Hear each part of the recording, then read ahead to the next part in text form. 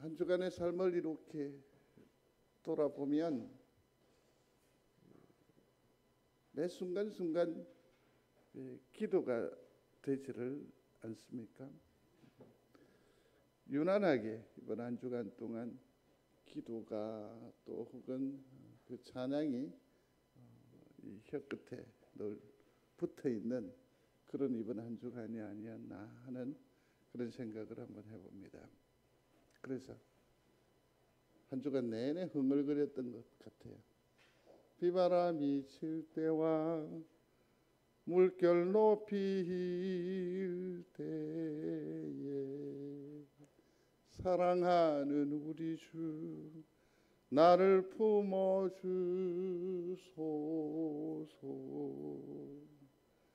나의 영혼 피할 때 예수밖에 없으니 혼자 있게 마시고 위로하여 주소서. 풍파 지나가도록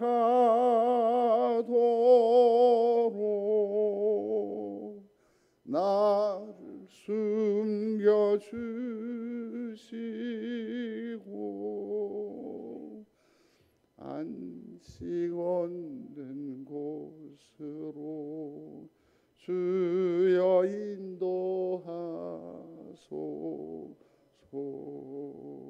아멘.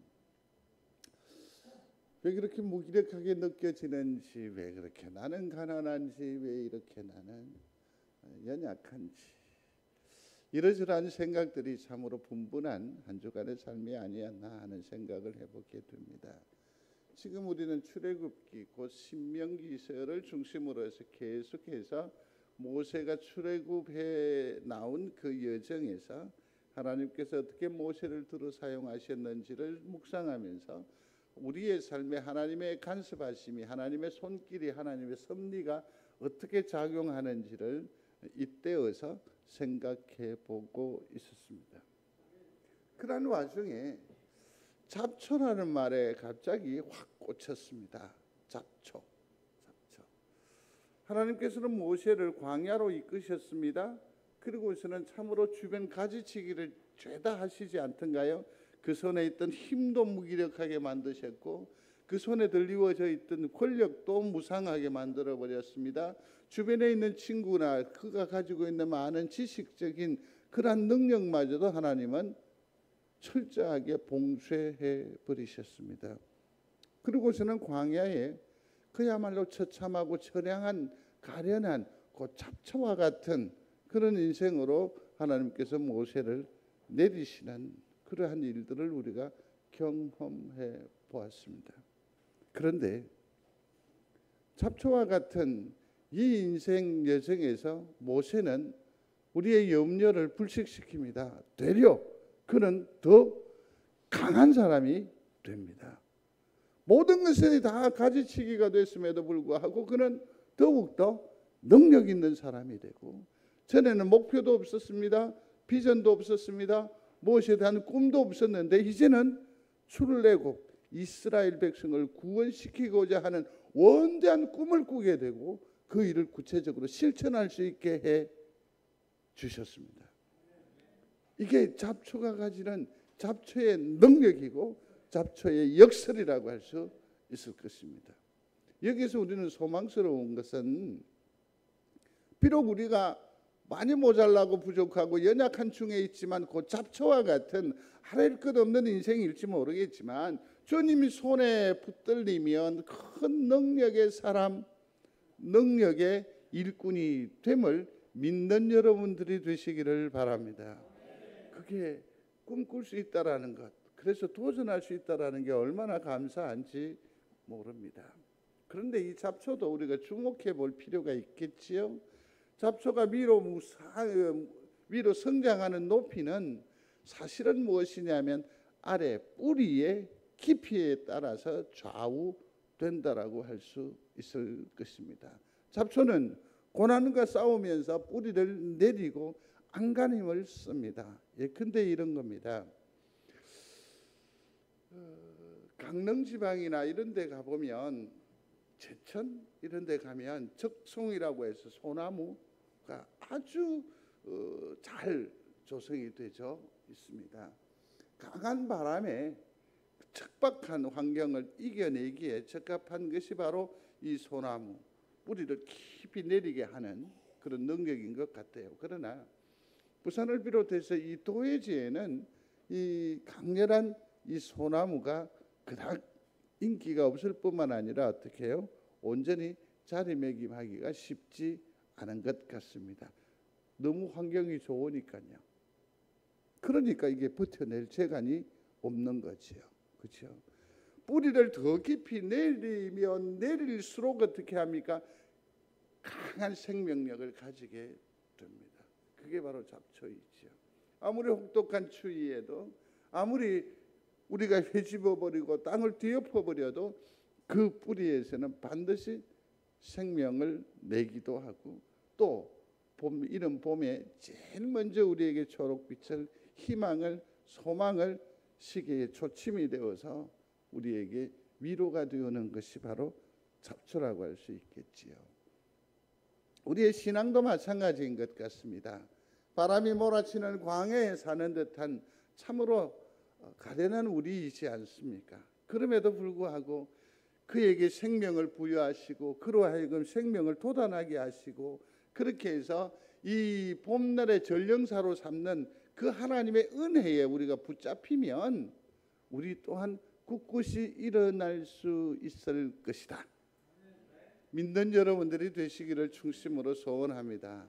그래서 한동안 이 잡초의 이 정신 역설을 가지고 말씀을 묵상하고 계속해서 연이어 그 말씀을 다시 한번 더 소환하도록 하겠습니다. 그렇습니다. 메마른 시대일수록 우리는 더욱더 주님께 더 깊이 뿌리를 내려야 합니다. 힘들면 힘들수록 더욱더 주를 의지해야 한다는 겁니다. 의지해야 한다는 겁니다. 우리의 삶은 어쩌면 고난의 현장이잖아요. 그죠? 그런데 우리의 인생은 잡초와 같다고. 뭐 거기에서 그것을 고난을 더한들 그게 뭐래라고 말할 수는 없습니다. 우리는 인격적인 존재입니다. 하나님으로부터 고귀한 참으로 걸작품으로 이 땅에 세움을 입었습니다. 그런데 우리 인생이 고난을 당하는데 그 고난은 그냥 그렇고 그런 것이라고 말할 수는 없습니다. 어떻게 해요? 잡초에게도 고난은 고난입니다. 성경은 누차 우리에게 교훈하고 또 위로를 합니다. 고난은 우리에게 유익이다. 유익이다. 고난의 유익은 참으로 대단합니다. 나 자신을 보게 하거든요. 내 한계를 깨닫게 하는 거죠. 그 다음에 가장 큰 유익은 뭡니까? 내가 연약하고 내가 부족하고 내가 뭔가를 스스로 해결할 수 없는 그러한 존재를 깨닫기 시작하면 그때서야 비로소 누구를 붙잡게 됩니까? 하나님을 붙잡게 되죠. 예수 그리스도의 필요를 우리에게 주는 것이 바로 고난의 유익이라고 할 수 있겠죠. 그렇지만 이 고난은 상당히 매우 위험합니다. 고난을 어떻게 잘 대처하느냐, 잘 다루느냐에 따라서 우리의 인생의 내용은 확연히 달라진다는 것 아니겠습니까? 고난에 직면하게 되면 가장 큰 폐해가 뭐냐면 메마름입니다. 우리 영혼이 메말라 버립니다. 급기야는 어떻게 되느냐 하면 하나님마저도 아주 차가운 하나님, 먼 곳에 계신 하나님, 내 처지가 차갑기 때문에. 에서에게 경우를 한번 볼까요? 같이 한번 읽어봅니다. 에서가 이르되 내가 죽게 되었으니 이 장자의 명분이 내게 무엇이 유익하리요? 아멘. 이건 뭡니까? 에서는 지금의 당장의 고난, 이 배고픔에 직면하게 되는 거죠. 그러면서 장자의 축복이거나 하나님의 언약이거나 하나님의 약속은 온데 간데 없지요. 메말라 버리는 겁니다. 영혼이. 그 문제에만 함몰되어 버리는 거죠. 한 어머니가 귀하게 자녀를 얻었습니다. 얼마나 애지중지했겠습니까? 얼마나 애지중지했겠습니까? 어저께 운동하는 그 라크룸에서 한바탕 소동이 있었습니다. 그게 뭐냐면 그 36된 총각을 누가 물었어요. 네 장가 안 가나? 이러니까 저는 뭐 그런 생각이 없습니다. 그러니까 요즘은 하긴 뭐 혼자 사는 사람도 많이 들어 있더라. 응? 하긴 뭐 좋은 생각이지. 결혼하면 자녀들 교육은 뭐 어쩌고 뭐 이런 얘기를 쭉 하는 거죠. 그러면서 결혼을 하면 결혼 기념금을 한 3억 주고 자녀 얻으면 한 2억 주고.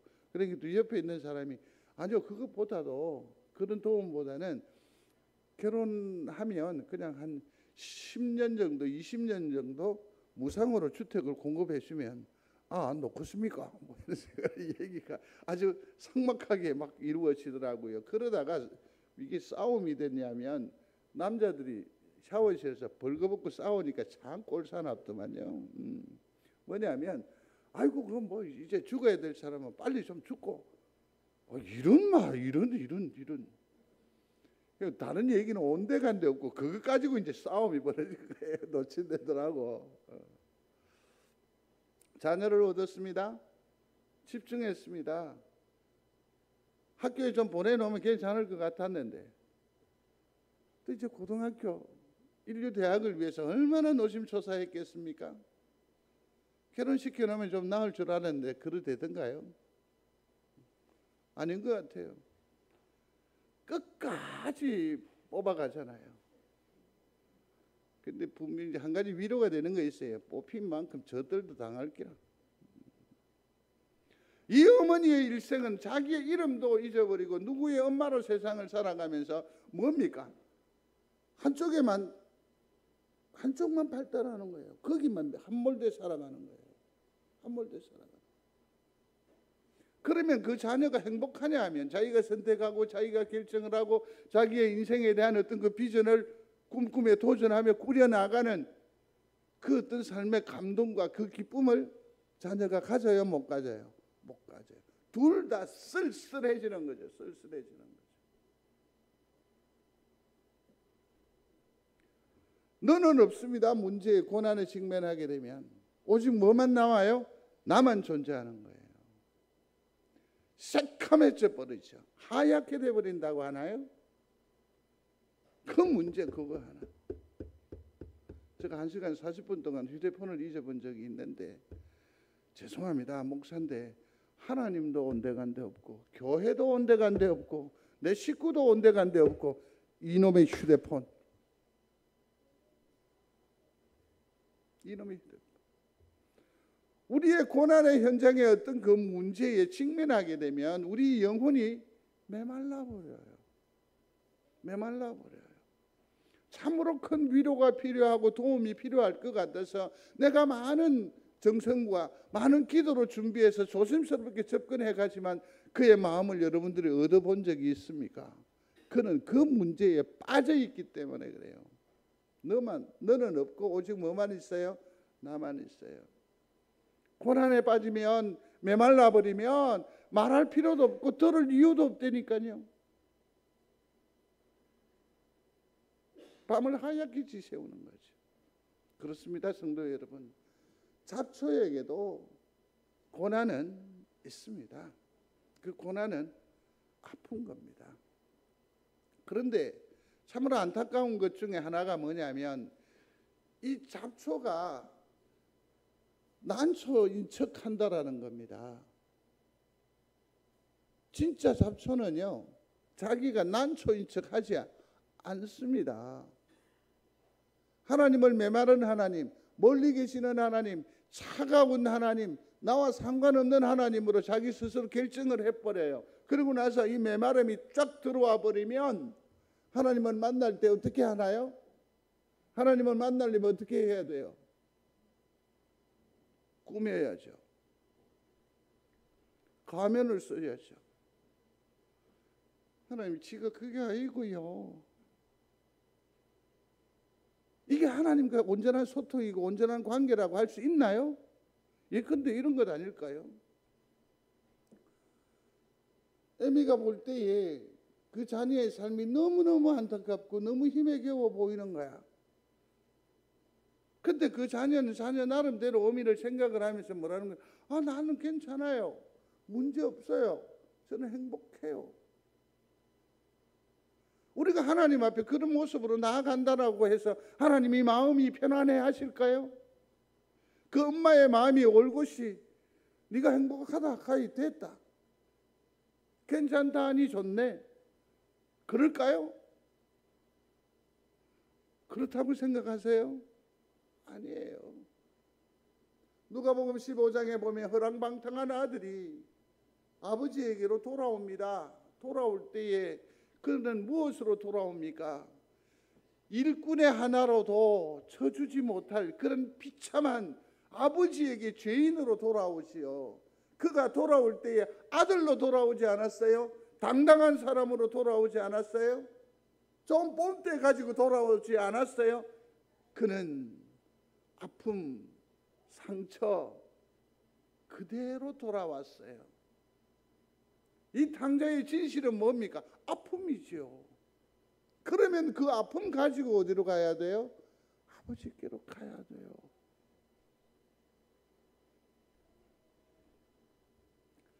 좋은 척 하지 마십시오. 하나님 앞에 센 척 하지 마십시오. 그냥 내 모습 이대로 주님 앞에 솔직하게 나아감으로 그의 보듬으심과 위로함을 받는 우리 귀한 성도들이 되시기를 충심으로 소원합니다. 그래서 극구 가장 절박한 기도가 뭡니까? 내 모습 이대로 주 받으옵소서. 그러면 주님 받으시지요. 나올 때에 거짓부렁으로 꾸미고 가면을 쓰고 나아간들 하나님의 마음을 얻을 수 있겠습니까? 아니요.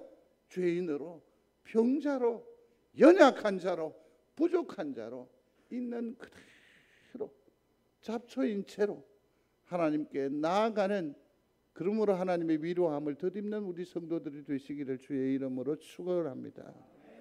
그거예요.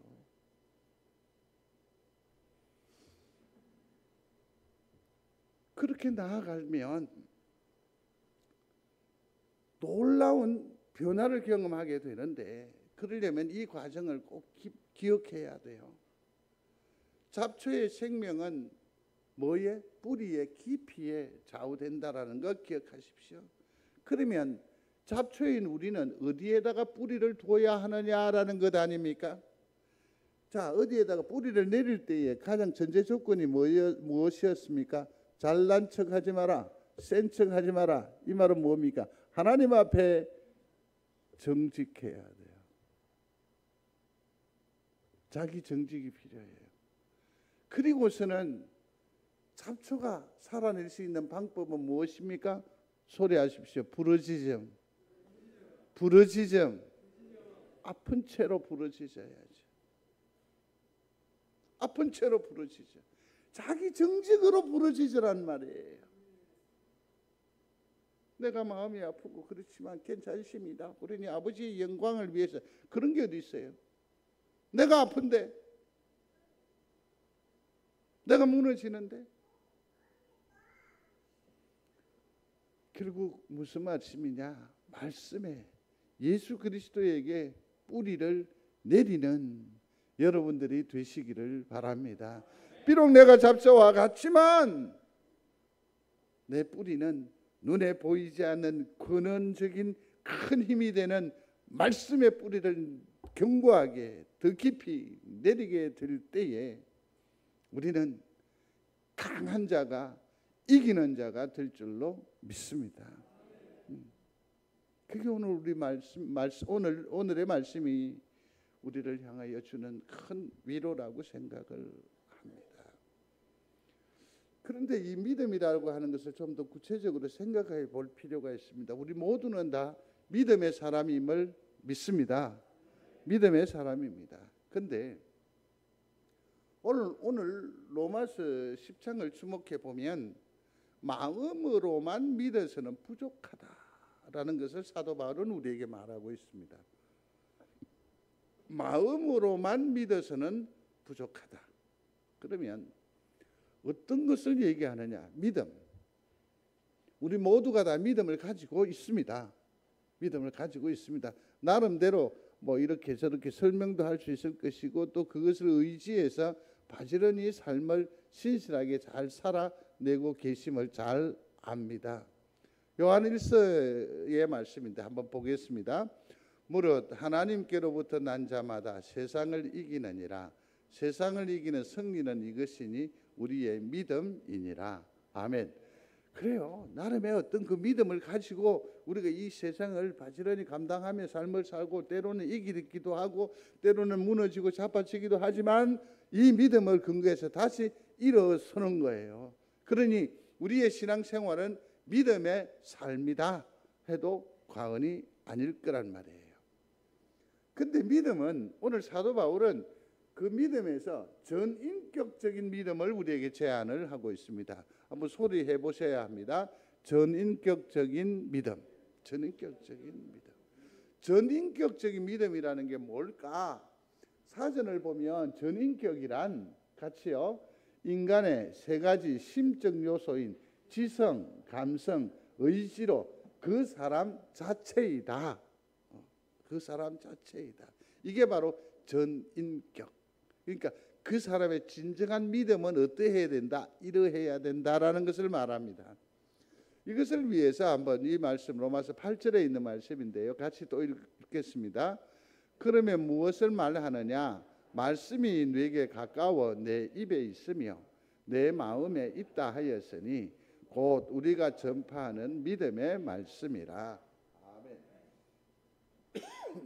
요걸 아까 살핀 대로 지정이, 이 지정이가 옛날에 4.27 운동 뭐 이런 거 할 때 많이 다뤘던 얘기인 것 같아요.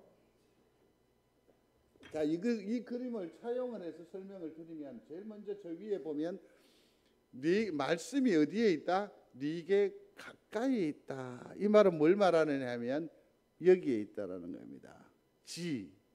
안다는 거죠. 안다는 거죠.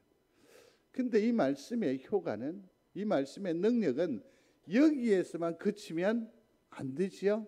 이 말씀이 어디로 넘어오느냐 하면 내 마음에 있다 그랬습니다. 이게 뭡니까? 가슴으로 내려오는 거죠. 그러니까 이 말씀을 그냥 아는 정도가 아니라 삶을 통해서 내가 이제 가슴을 통해서 어떻게 해요? 인정하는 거죠. 감동이 있죠. 그 다음에 또 저 위에 가니까 내 입에 있으니, 그러니까 이 입술 시인하는 거죠. 삶의 자락에 이 믿음이 드러나는 거죠. 내가 알고 있습니다. 내 마음으로는 믿음이 있습니다. 그럼에도 불구하고 이것이 시인, 입술로 드러내지 않으면 어떻게 된다고요? 아무것도 아닌 것이 될 가능성이 많다라는 거죠. 시인에서 뭐가 이루어진다고? 구원에 이른다고 했잖아요. 그러니까 이 세 가지가 동시에 알고 가슴으로 느낌도 강하게 가지고 입술로 고백함으로 말미암아 우리는 어디에 이르게 된다? 구원에 이르게 된다라는 거죠. 이게 전인격적인 뭐라? 믿음이다라고 할 수 있어요. 이렇게 나누어서 어려운 말로 설명을 드렸습니다만 사실은 여러분들이 가지고 있는 그 믿음이 전인격적인 믿음인 줄로 믿습니다. 여기서 무엇을 더하거나 빼거나 할 필요는 없습니다.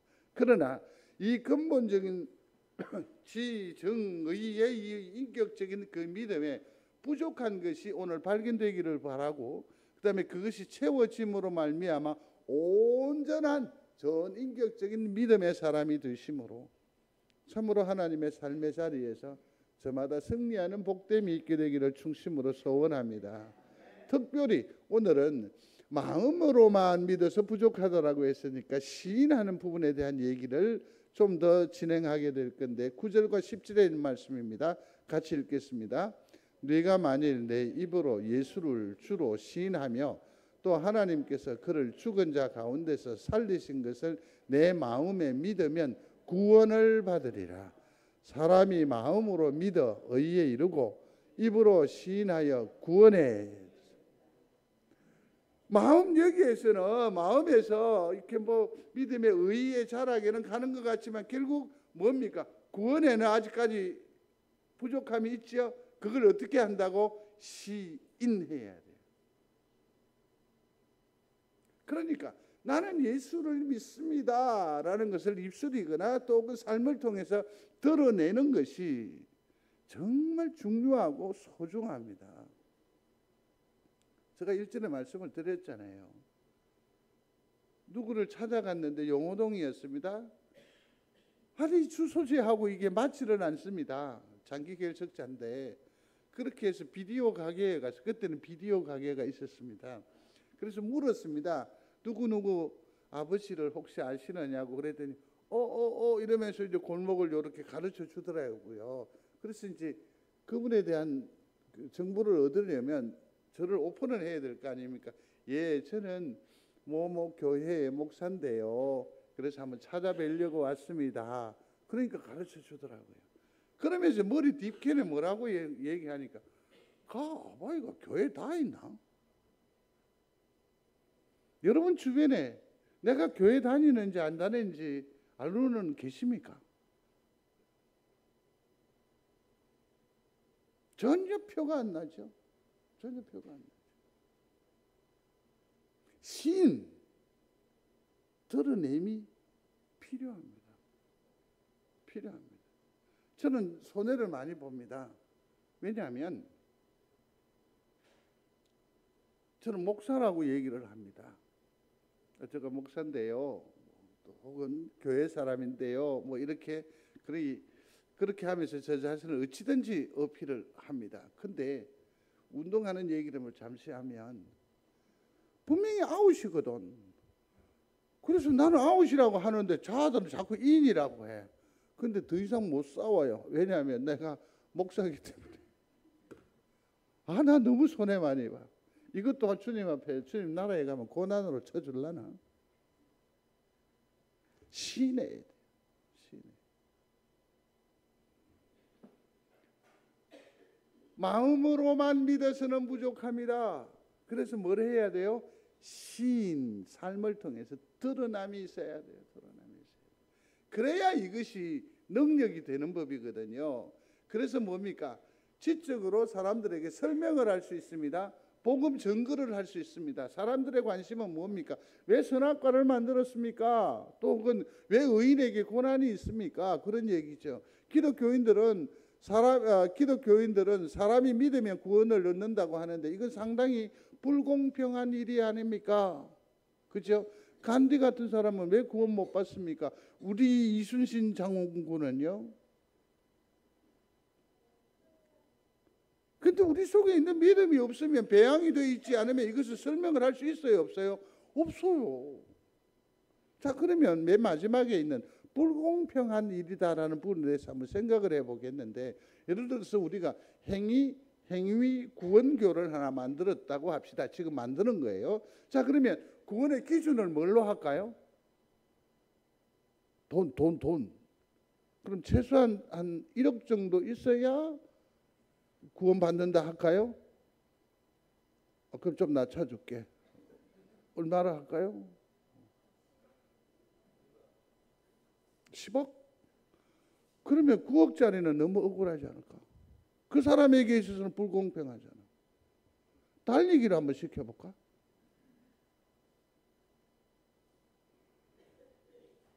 뭐가 불공평하다는 거죠? 우리의 구원가는 무엇입니까? 12절에 나타나 있습니다. 읽어봅니다. 유대인이나 헬라인이나 차별이 없음이라 한 분이신 주께서 모든 사람의 주가 되사 그를 부르는 모든 사람에게 부요하시도다. 아멘. 오늘 말씀 맨 끝자락에 주의 이름을 부르는 자는 구원을 얻으리라. 요 조건 하나예요. 왜 불공평하다는 거죠?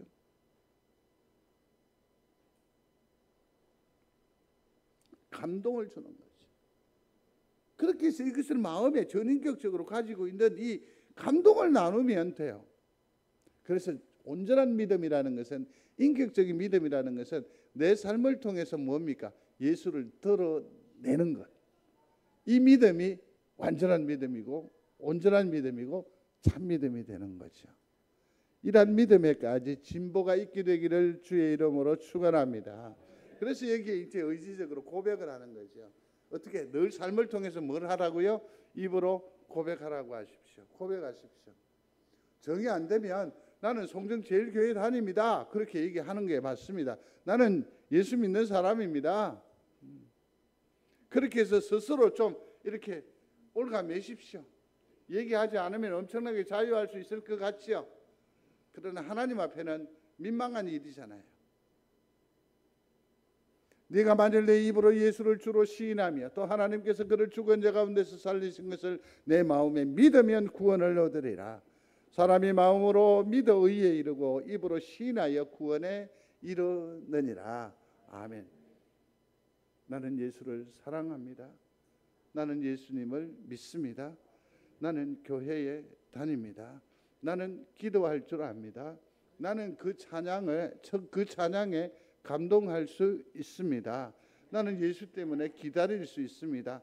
모든 것들이 다 예수의 고백으로 전환되는 줄로 믿습니다. 그렇게 하는 거예요. 그렇게. 믿는 바를 입으로 시인할 때 비로소 믿음이 확정이 되고 또 그 믿음의 행위로 말미암아서 뭡니까? 이 믿음의 영향력이 좋은 영향력이 어디에로 다른 사람들에게 나타나게 되는 거죠.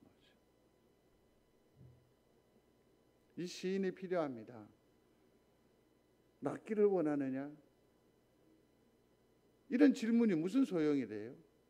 병자가 환우가 낫는 게 절체절명의 꿈이고 그 뭐 당연한 얘기인데 주님은 왜 물으시지요?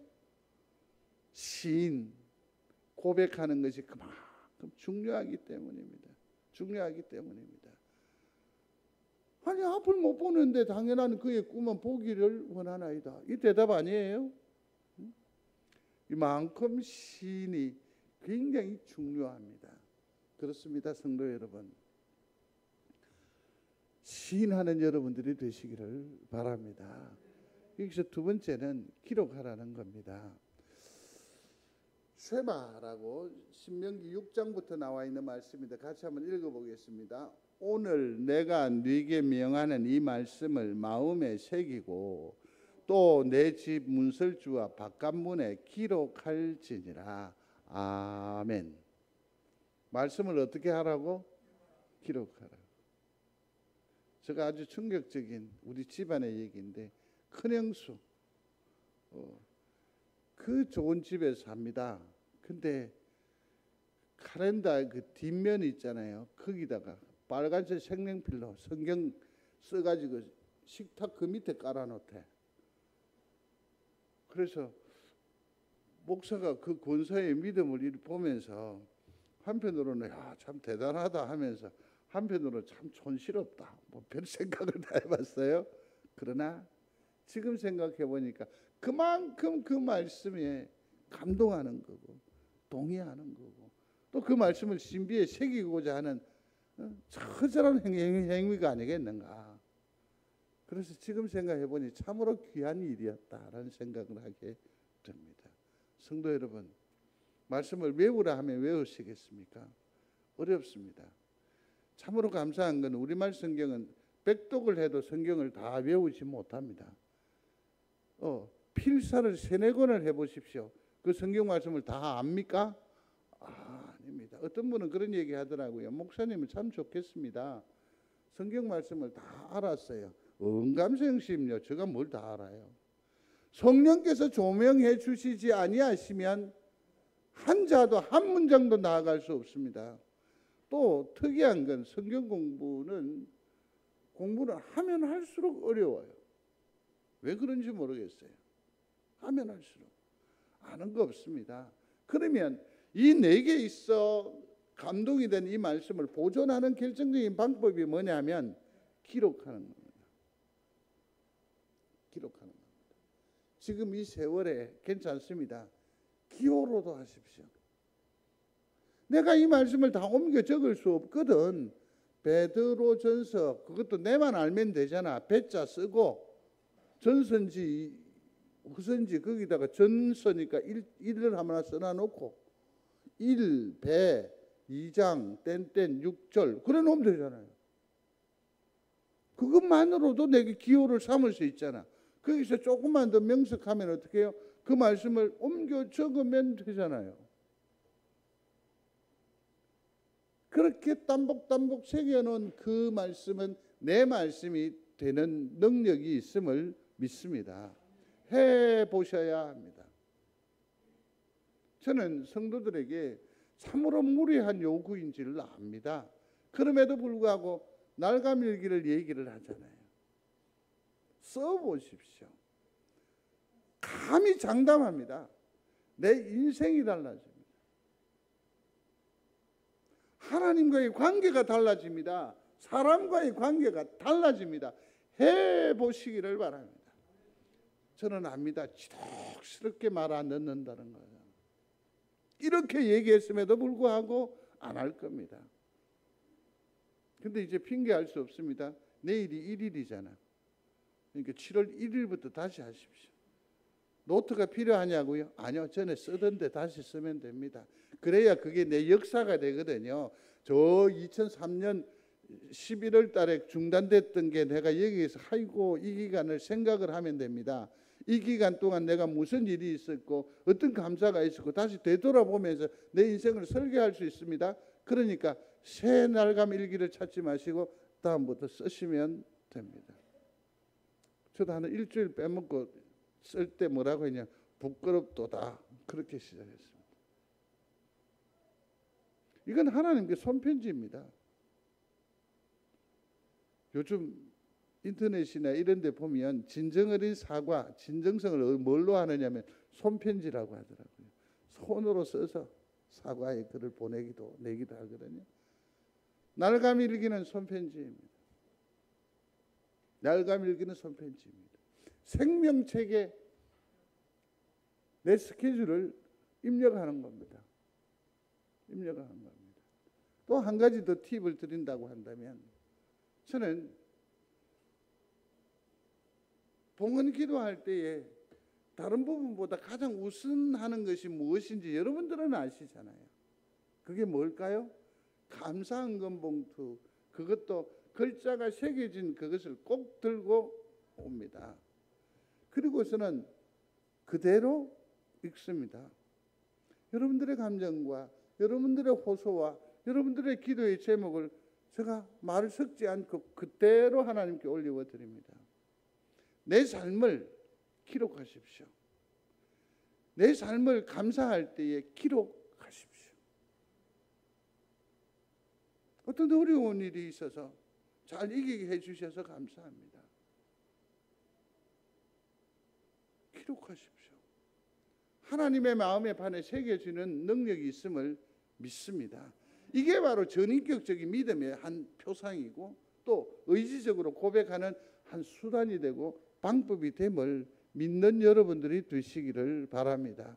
그래서 그냥 감사헌금이라도 그냥 내는 것도 참으로 귀한 일이지만 그것보다 한두 자라도 내 마음을 담아내는 그런 용기 있는 여러분들이 되시기를 바랍니다. 해보십시오. 해보십시오.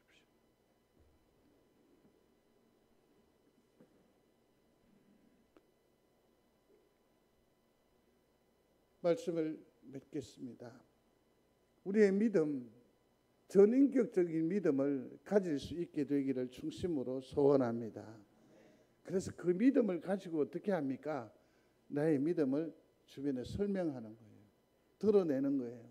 그렇게 해서 내 믿음을 하나님 앞에 드러내고 이웃으로 하여금 뭡니까? 그리스도에게로 초청하는 내 몸이 시청각 자료가 교제가 되어지는 그러한 놀라운 영광을 경험하는 우리 성도가 되시기를 중심으로 소원합니다. 그래요. 이 아들은 하나님께서 내게 주신 아들인기라. 그러니 이게 얼마나 소중한지 네가 알아야 돼. 며느리 보고.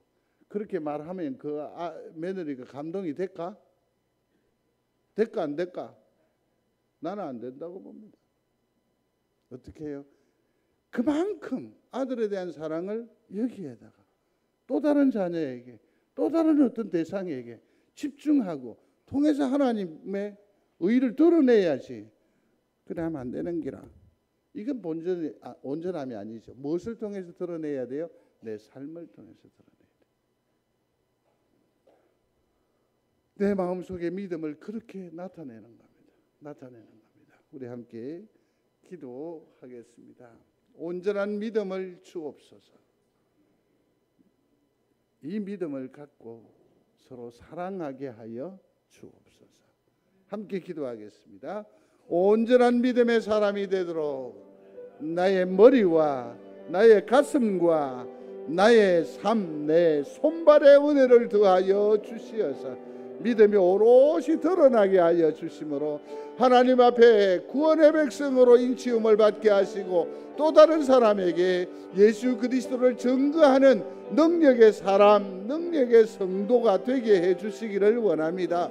비록 우리의 처지가 잡초와 같이 황망할지라도 내 속에 허락하신 이 믿음을 잘 드러내고 잘 가꾸고 이 믿음을 의지하여 삶을 살아내므로 말미암아 잡초가 가지는 많은 유익과 그 능력을 우리 귀한 성도들이 이 세상 살아가는 동안에 만천하에 드러내며 하나님 앞에 영광과 기쁨이 되는 복된 우리 성도들의 삶이 되도록 은총을 더하여 주옵소서.